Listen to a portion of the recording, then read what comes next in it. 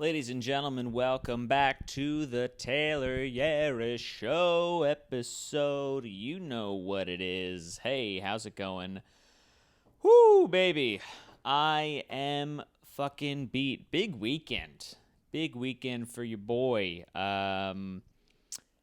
Saturday night did a show in Atlantic City. Last night did a show in Connecticut. Up and back both times. Shout out to Adam Mueller for driving. Fucking MVP right there, just staying awake behind the wheel. God, what a fun fucking time, man.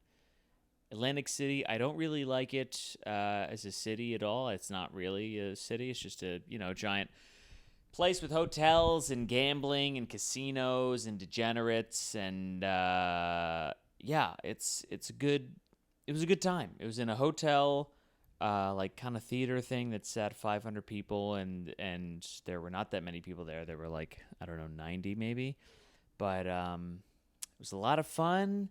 Some of the fam came up. Mom, shout out to Mom. Younger brother, Chris, shout out to Chris. Good times, good fucking times. This feels weird not doing doing this with the headphones on. I can't really hear myself. I like hearing myself in the ears. Whatever, we don't have the headphones. It's fine. What can you do? But yeah, we had a good time. Did a 20-minute set. I don't do that often, so it was nice. It was nice to know that you have the time and that, it gives you a gauge as to where you are with your material. And I was like, oh, after doing that, I'm like, yeah, I could do a half hour.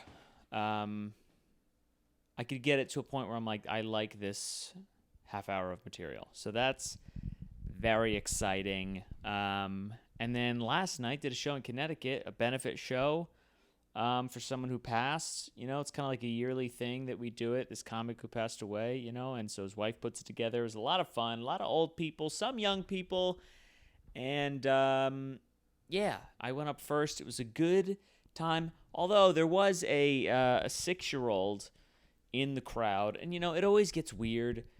It's always weird when there's kids in the crowd at a comedy show because everybody's aware that the kid is there. You know what I mean?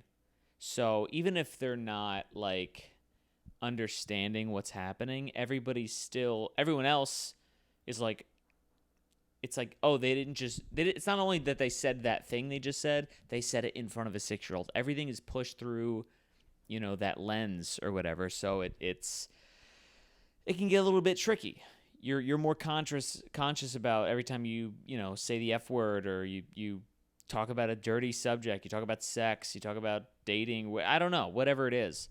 And I'm not a particularly dirty comic by any means, but it's so funny. I was it's maybe 6 or 7 minutes into my set, and this kid yells out, and he's she was talking loud to her mother, but her mother's right next to her, but she was talking loud enough so everybody could hear her, and she just goes, "This is not funny. He is not funny." And everybody fucking heard it. And in that position, you gotta stand your ground. I can't let the title of the YouTube clip is not going to be "Comedian Gets Owned by 6-Year-Old." So you kind of have to make a choice in that moment to be a little bit brash and, fight back. Oh, you don't think this is funny, little one? And so I was like, it's okay. It's not funny to you right now. And I looked at her and I was like, but one day you're going to have your heart broken, and then it will be very funny. And also, Frozen is not real. Second part, so unnecessary. Also, the first part was unnecessary, but I was like, I'm just going to throw that in anyway. Let me just ruin something for you. I was like, yeah, Frozen is not real. Did we not have that conversation with the kid yet? And it was a fun little time. And I said this in the clip, or in the video. I was watching the video back, that's why I said clip. But Um, I've tried to talk about this on stage, but it kind of just came up organically where, like, there's something that happens in between being a kid and being an adult where you just get what witch, this fucking cat in the place that I'm staying. What, you need fucking attention? Meow. Speaking in the microphone. All right, now you want to be shy. Yeah, there's something that happens to oh my god, what? This fucking cat. Okay, yeah. Hop up or don't. God, make a choice. The fuck was I saying? There's something that happens with life, like in between being a kid and being an adult, where life just kind of crushes you, and it's hard to pinpoint it on like one thing. Like, what is that thing that just rapidly matures you? I don't know if it's just like pure responsibility. There you go. All right, we got the cat in the mix. Are you in the shot? You got to get in the shot. All right. There's something that happens with kids, yeah, where life just kind of shuts you down. I'm sorry if you're listening. It's supposed to be a fucking nightmare. Yeah, and I noticed it. The first time I noticed it was at the beach, because you just notice like every kid is so full of joy. You know what I mean? Every kid is so full of joy. They're running around, they're playing, they're building sandcastles, they're laughing, they're screaming. And then you look at every adult, they just plant in the sand and stare into the ocean. That's like, to me, that was the perfect difference of like adults and kids. Like the adult, they're in their place, they're in the happy place, and yet all they want to do is just stare off into the ocean and think, and they're just, they're just looking out. They're just pondering. And I think that's a product of life. Like, kids don't do that. Kids don't ponder.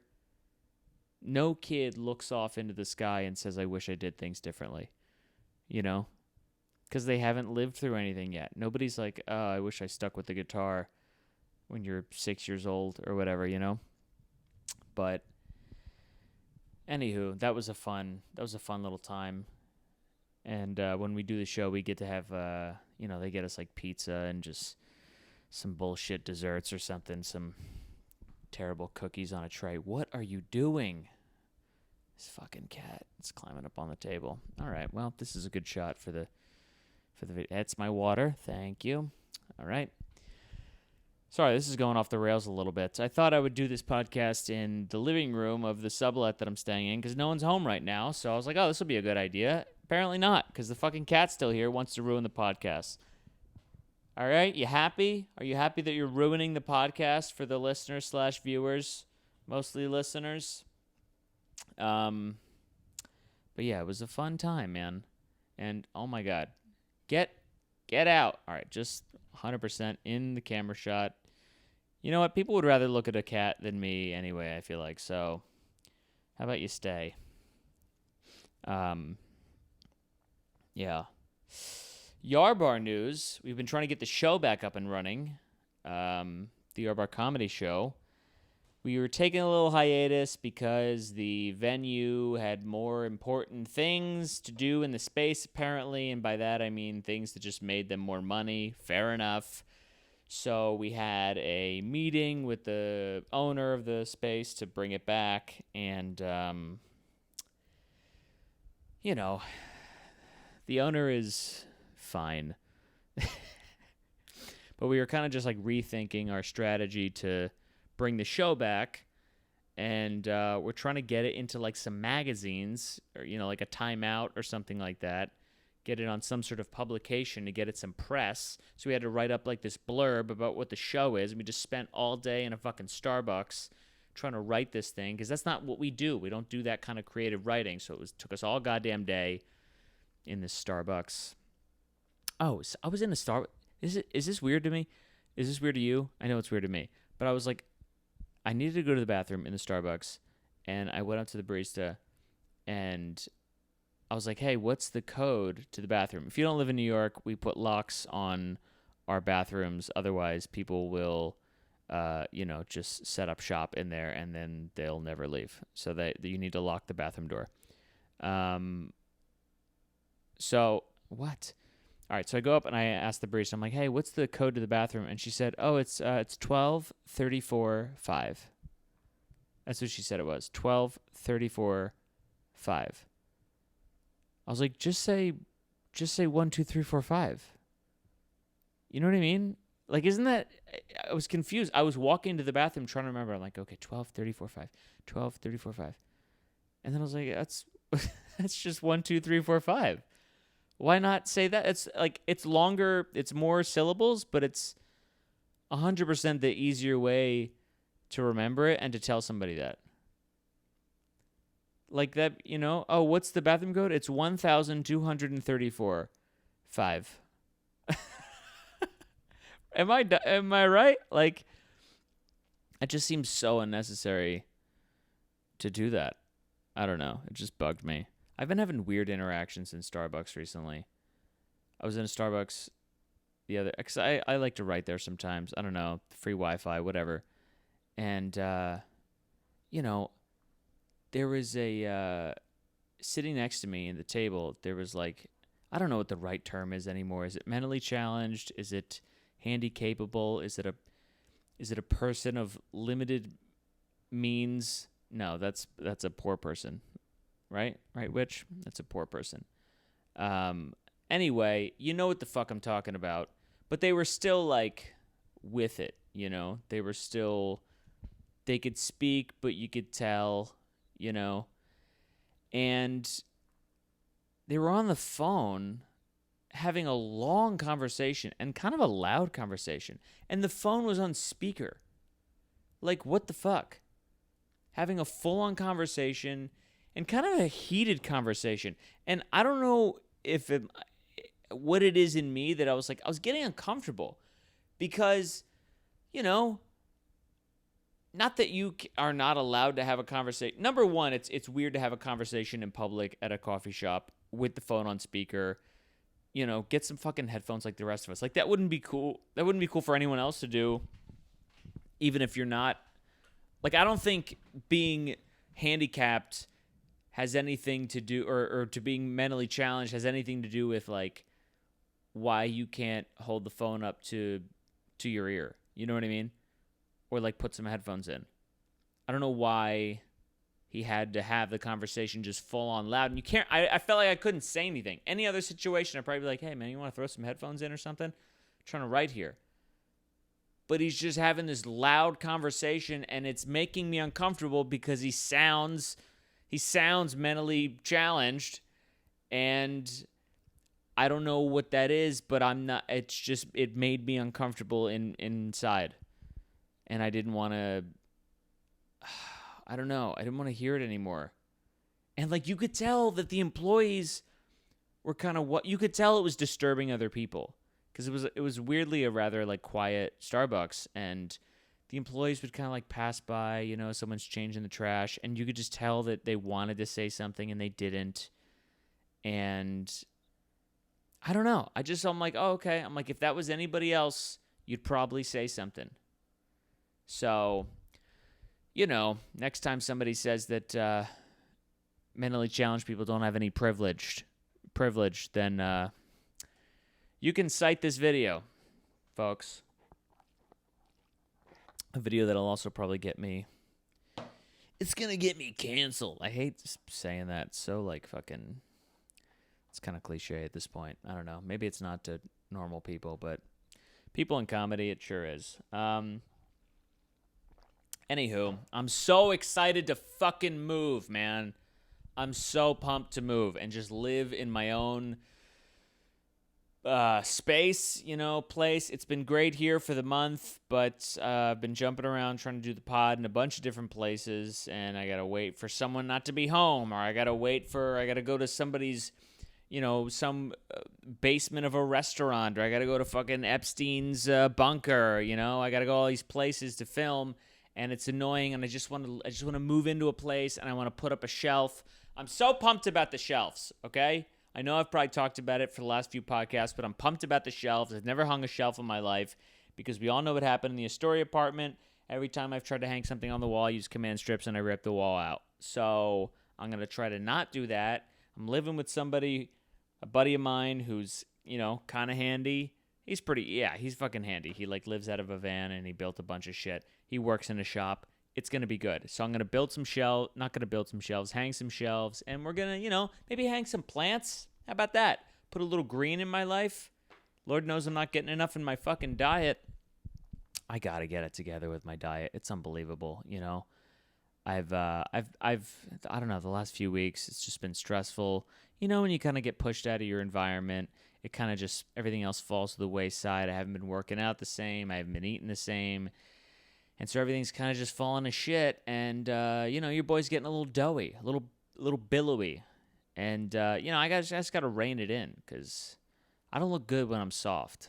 I don't like people looking at me and thinking, oh, that guy looks soft. That dude, I want to give that guy a hug because he looks like his body would feel good against my body because it's soft and he looks like a My Pillow. I don't want that shit. Dude, if you're a small person, you gotta keep it fucking tight, You can't let it go because it just gets bad. But, when you're eating, I don't know, man. What are you supposed to eat? Are you just supposed to eat less of shit? I don't know. I just can't. For whatever it is, the life in me, I just can't bring myself to make salads. I just can't bring myself to do it because it just seems it's so fucking boring. Every salad that I have or that I make, I don't know what to put in it to really jazz it up. And it just is so boring. It's just like, oh, here's some lettuce and, some chicken. And then what do you put shredded carrots and there's all this shit. Like, you can go to the deli and they have they got the whole salad bar and whatever. And you're like, just throw in, and it's like, all right, if I want to make this salad, do I have to have all this shit in my fridge at all times? Do I got to have a jar of chickpeas and beets? Do I have to have some fucking raw chopped up broccoli? I guess that's the whole idea of the meal prep. To be like, oh, we're just gonna, we're gonna throw the shit together, and we're gonna make it now. Or people prep out they just make the salad for each day, and then they just throw the dressing on. I mean, there's been 10 times in my life where I'm like, this is the guy I am now. I'm going to be the fucking salad guy who preps his salads. Shut up. I'm going to be the guy who makes, who just makes a big batch of chicken for the week. I don't get how, I see all these fucking TikToks and stuff of people doing this. They make a whole sheet of chicken breasts and then they chop it up and they put it in each little container. Dude, by the 4th day, doesn't that chicken taste like shit? Doesn't it just taste awful after just sitting in the fridge all cut up in there? And I don't know. I mean, maybe I'm not doing it right. Can somebody, if you have any pointers, fucking send them in and help your boy out. How do you meal prep? And here's the problem. It's because I'm not home during dinner hours. I'm home during breakfast and pretty much lunch hours. I'm not here for dinner. So I've tried a thing where and I also don't like eating when I get up first thing in the morning. I normally don't eat until 12, maybe. That'll be my first meal. And so I'm not by the time I'm about to leave, I'm not super hungry for another big meal. So I don't want to eat, but I also don't want to just not have anything until I come home later, because who knows when that's going to be. And so then you end up eating out, you eat a sandwich at a deli or, just something that's not good for you probably. And I'm trying to rein it the fuck in because your boy's also been scooting everywhere. And, I've just been packing it on a little bit. And I know I'm going to get text messages and be like, well, why don't you just fucking work out in the morning, you piece of shit? How about you just do that? It's I hear you. I don't like running in the summer outside, and I don't really have the space. And as I'm saying, I don't have the space to work out. I know someone's gonna be like, fucking prisoners, all they do is they do 1,000 squats and 1,000 push-ups, and then they're fucking jacked. All right, well, you know, that's not how my room is set up right now. It is a very small room, and there's just shit everywhere, and I don't know. I just don't want to do. Yeah, all right, I'll just do push-ups and squats, I guess.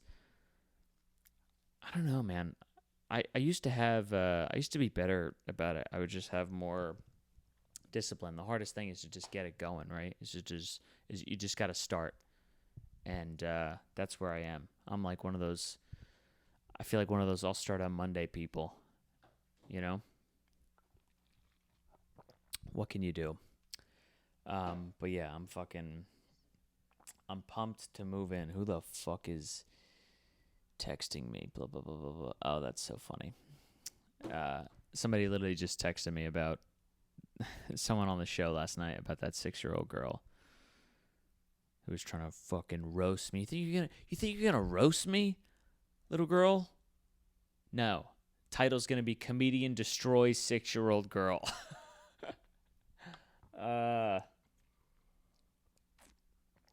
Oh God.